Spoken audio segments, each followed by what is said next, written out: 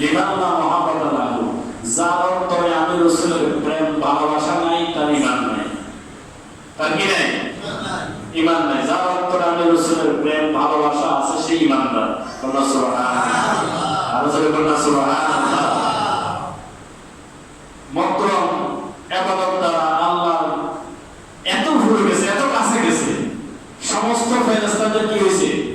শ্রদ্ধা হয়ে গেছে। সমস্ত ফেরেশতাদের কি হয়েছে? সে জিনের বাচ্চা, সে আগুন দ্বারা তৈরি, সে আমল দ্বারা এমন ভুলে গেছে শুধু একমাত্র পেয়ারা নবীর সাথে বিয়াদবি করার কারণে, পেয়ারা নবীর সাথে বিয়াদবি করার কারণে তার আমলের কোনো মূল্য নাই। আর নবীর মহব্বত যার অন্তরে থাকবে সে শত গুনাহ করার ফলও কাল হাসরের ময়দানে আমার পেয়ারা নবী তার পক্ষে আমার আল্লাহর দরবারে ইজলাসের মধ্যে সুপারিশ করবে। জোরে বলুন সুবহানাল্লাহ।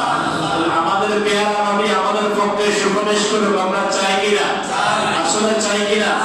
এই পেয়ারা নবীর আদর্শ মোতাবেক যদি আমি আপনি জীবন গঠন করি, আমার নবী খুশি না বেজার?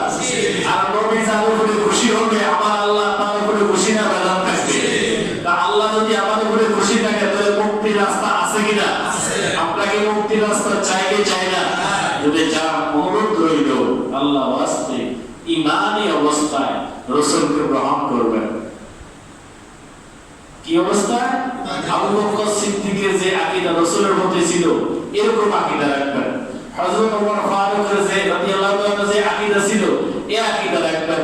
হযরত আলী কারামাল্লাহু ওয়াজহার যে আকীদা ছিল এই আকীদা রাখবেন। হযরত ওসমান বিন নুরাইনের যে আকীদা ছিল সেই আকীদা রাখবেন। হযরত আবু হুরায়রা যে আকীদা ছিল এই আকীদা রাখবেন। সাহাবায়ে কেরাম যে আকীদা বিশ্বাসী ছিল সেই আকীদা বিশ্বাসী হয়ে যদি ঈমানি অবস্থায় পৃথিবীতে অবস্থান করি এবং ঈমানি অবস্থায় সেই পিতামাতা যে পিতামাতা আবু বকর সিদ্দিকের আকীদা গ্রহণ করছে, সাহাবায়ে কেরামের আকীদা মোতাবেক রাসূলকে আল্লাহকে গ্রহণ করছে, ওই পিতামাতাকে যদি অনুসরণ অনুকরণ করতে পারি, আমার আল্লাহ বলেন আল হাকমা বিহি যুররিয়াতাহুম, কিয়ামতের ময়দানে ওই পিতার সাথে সন্তানদেরকে একই জান্নাতে রাখবে। সুবহানাল্লাহ, সুবহানাল্লাহ। কেউ দুনিয়াতে সন্তান প্রেমী হয়ে এক জায়গাতে থাকি না, থাকি না? কত আনন্দ। সন্তান যদি দূরে থাকে, পাক খাইতে বললে অথবা একটা ফল খাইতে বললে, যেখানে একটা কাজ করতে বলে সন্তানের কথাটা মনে হয়। কথা বলে ঠিক কিনা? আমার সন্তান এই মুহূর্তে জানি কেমন অবস্থায় আছে, কি জানি কাচ্ছে, এটা কমপক্ষে পিতা মাতার মনের মধ্যে দাগ কাটে। কথা বলে ঠিক কিনা? পিতা মাতার মনের মধ্যে দাগ কাটে। আমার আল্লাহ বলেন হাবিব আপনার উম্মতের যে সন্তানরা পিতা মাতার যে আকীদা কত হবে, সাহাবায়ে কেরামের আকীদা, আউলিয়া কেরামের যে আকীদা, সাহাবায়ে কেরাম যে আদর্শ ছিল, আউলিয়া কেরাম যে আদর্শ ছিল, ওই আদর্শ মোতাবেক যদি সন্তান পিতা মাতাকে অনুসরণ করে, ওই সন্তানকে কিয়ামতের ময়দানে আমার আল্লাহ জান্নাত যখন দেওয়া হবে, ওই জান্নাতের মধ্যে পিতা মাতাকে একই জান্নাতে রাখবে। সুবহানাল্লাহ।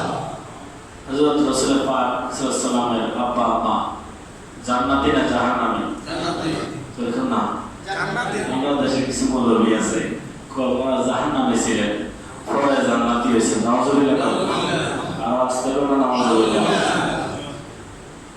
কিতাবের মধ্যে আছে আমার বাবা জান্নাতি, একটু নিম্ন মোকামের আছে। কোন মোকামের? জান্নাতের মধ্যে ক্লাস আছে, আছে কি নাই? 8টা জান্নাতের মধ্যে পজিশন অনুযায়ী তাকে দান করা হবে, তার কর্ম অনুযায়ী দান করা হবে, তার ঈমান বিশ্বাস অনুযায়ী দান করা হবে।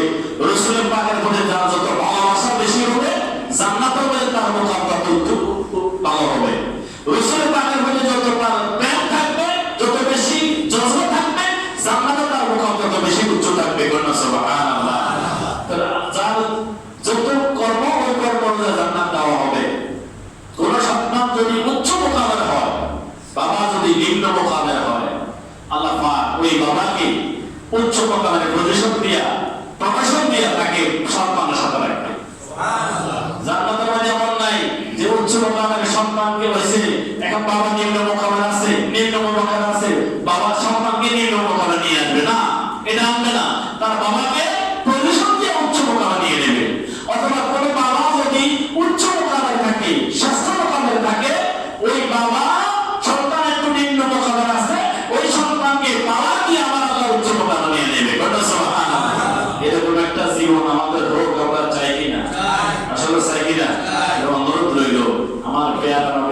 সুন্নত তরিকা মোতাবেক জীবনটা গঠন করতে হবে। আমার পেয়ারা নবীর সুন্নত তরিকা মোতাবেক জীবন গঠন করতে হবে। আমার পেয়ারা নবী কোরআন শরীফ, আমার পেয়ারা নবী নুরানি জবাব দ্বারা ঘোষণা করছেন, হাদিস শরীফের মধ্যে আসছেন, যে ব্যক্তি পৃথিবীর জমিনকে তার সন্তানকে কোরআন সুন্নাহ মোতাবেক গঠন করবে, ওই সন্তান তার জন্য কিয়ামতের ময়দানে একটা নিয়ামত হয়ে যাবে। আর যেই সন্তান, যে বাবা তার সন্তানকে, পিতা মাতা তার সন্তানকে কোরআন সুন্নাহর বাইরে প্রশিক্ষণ দিবে না, কোরআন সুন্নাহ মোতাবেক গঠন করবে না, তাকে আদেশ করবে না নামাজ পড়ার জন্য, তাকে আদেশ করবে না কোরআন সুন্নাহ মোতাবেক জীবন যাপন করার জন্য, ওই সন্তান কাল হাসরের ময়দানে আপনার আমার বিরুদ্ধে আল্লাহর কাছে ফরিয়াদ করবে। আমার বাবা আমাকে এই আদর্শ শিখিয়ে নেই।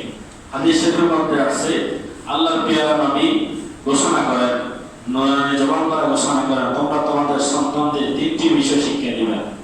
অনেক বিষয় আছে, আর অনেক কথা আছে। প্রথমত, তোমাদের সন্তানকে তোমার নবীর ভালোবাসা শিক্ষা দিবা। আল্লাহ নবী বলেন, নবীর ভালোবাসা শিক্ষা দিলে লাভ না ক্ষতি? আর নবীর থেকে ভালোবাসা দূরে সরাই দিলে কথা নাকি? এখন ভালোবাসা দূরে সরাই দেওয়ার চেষ্টা চলে। 40 বছর নবী হয়েছে, তারা আগে নবী ছিল না। অথচ নবীজি স্পষ্ট ভাষায় ব্যক্তি প্রশ্ন করছে, হুজুর আপনি কখন থেকে নবী? কুনতু নবী ওয়া আদামু বাইনাল মাই ওয়াত তিন।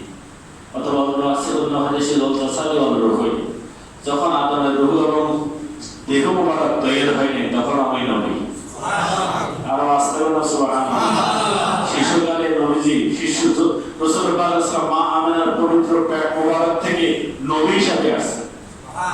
হযরত আদম নবীকে আল্লাহ নবী হিসেবে বানাইছেন, হযরত ঈসা নবীকে নবী হিসেবে বানাইছেন, হযরত ইব্রাহিম নবীকে নবী হিসেবে বানাইছেন।